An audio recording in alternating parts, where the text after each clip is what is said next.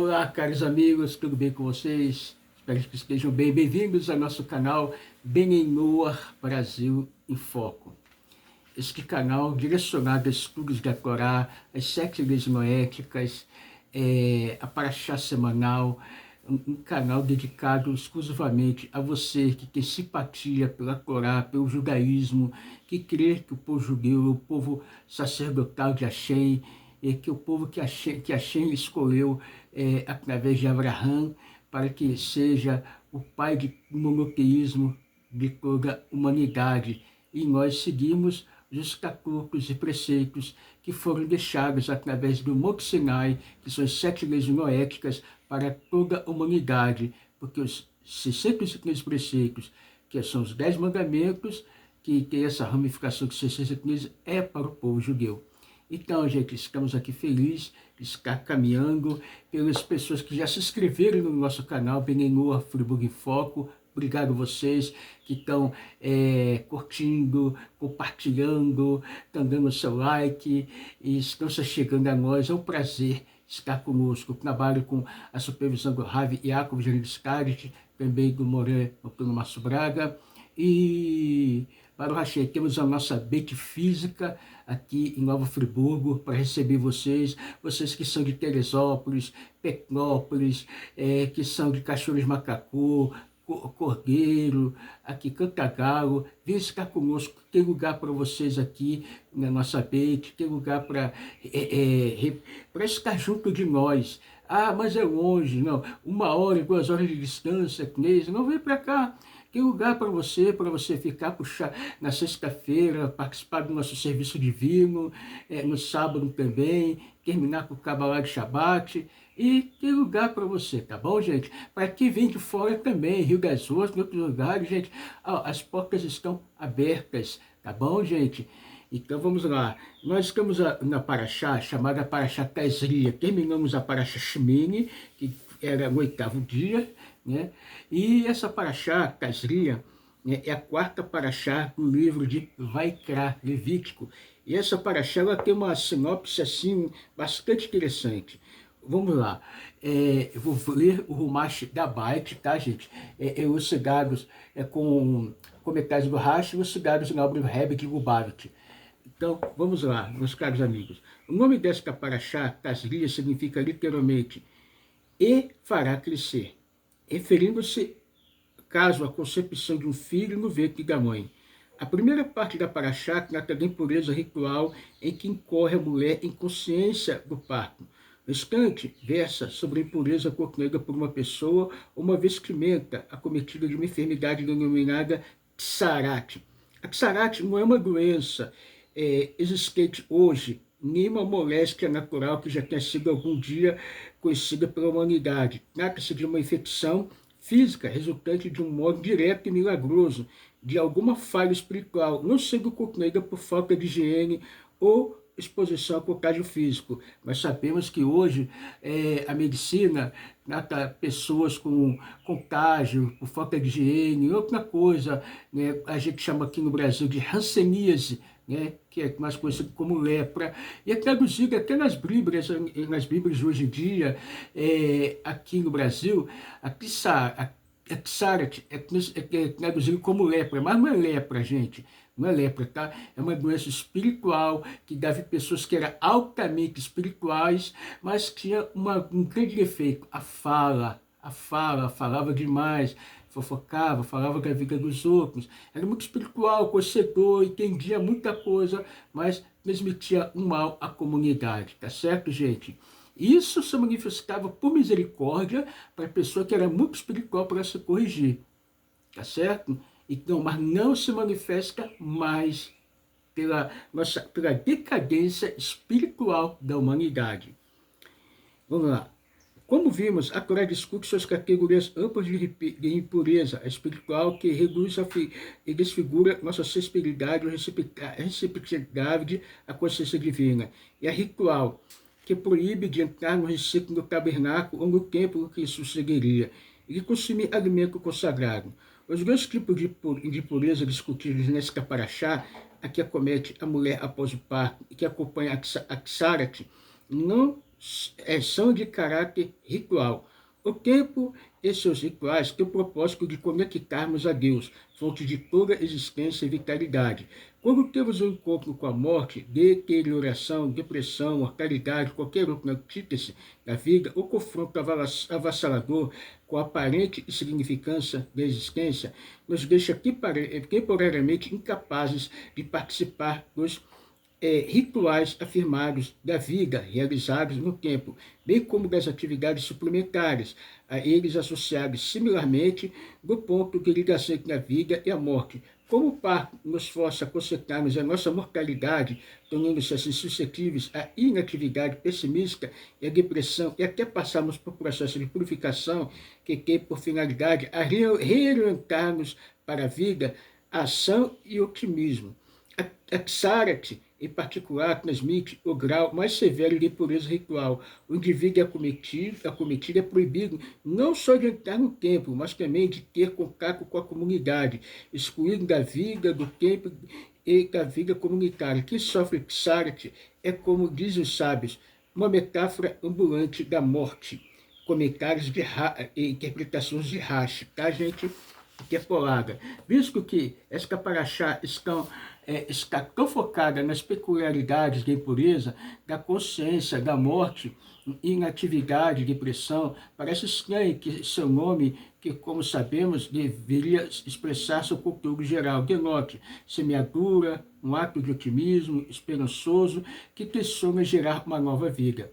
A solução do enigma encontra-se na atitude geral da Torá em relação à recompensa e castigo. O próprio Deus é a personificação da bondade absoluta e, como tal, não possui nenhum atributo que se poderia caracterizar como mal. Tá, gente? Achei que o bem e o mal, mas não existe nenhum atributo para caracterizar o de mal, tá? Então, temos que entender tudo isso aí, porque ele é a essência do bem, e a essência do bem é fazer o bem. O mal foi criado para quê? É para um projeto de Deus, né? Mas quando o seu mal tiver o seu caminho definido, né? Seu caminho feito, quer dizer, aquilo que é feito na sua, o mal vai deixar de existir e só existirá o bem, porque o mal ele tem tempo limitado. A alegria será eterna. Então vamos lá? Gente, o mal, na perspectiva judaica, é muito intrínseco a Deus, uma entidade que ele criou para propiciar-nos suas criaturas o livre-arbítrio, como está sendo dito aqui. Pela mesma razão, a Torá de Deus, sua dádiva para a humanidade, é a expressão de sua bondade sublime e completa. Portanto, até os fenômenos aparentemente negativos que observamos nela, ameaças, castigos, maldições, são na realidade manifestações de sua bondade. Todas as punições específicas na Torá devem ser entendidas como corretivas. Mesmo as várias formas de pena capital aplicadas apenas quando a pessoa demonstra que já não é capaz de viver de maneira apropriada e por isso precisa ser levada à fase seguinte da existência, na qual sua alma poderá avançar desimpedida rumo à sua retificação definitiva. Sob essa luz, a condenação de qualquer um dos diversos tipos de impureza descritos na Torá não é punição vingativa, mas um sinal, impulso para a abertura de um novo capítulo. O crescimento espiritual, o processo de purificação, é cuidadosamente elaborado para nos fazer voltar num caminho potencialmente prejudicial a uma orientação mental positiva e saudável. É nesse sentido que o nome Tazri, ela semeará, é de fato apropriado para uma paraxá inteiramente dedicada aos detalhes da impureza. Essa adequação torna-se ainda mais clara quando consideramos que, conforme mencionado, o fenômeno da Ksarate nomeado é totalmente milagroso. Nada tem a ver com os processos normais da natureza. Se Deus sai do seu caminho a fim de dar-nos essa indicação de que é hora de mudar de vida, percebe-se que a Ksarate é uma verdadeira oportunidade de renovação e renascimento espiritual, justificando plenamente o nome da paraxá Tazria. Uma evidência adicional de que é acertado o título desta paraxá é o fato de a semeadura com tarefas subsequentes necessárias para a germinação e maturação da semente ser o protótipo do trabalho árduo. Assim, a semeadura pode ser vista como metáfora da diferença entre a existência animal e humana. Os animais, apesar de pensarem e sentirem, não possuem o mesmo grau de livre-arbítrio que os seres humanos. Não podem opor-se à vontade de Deus.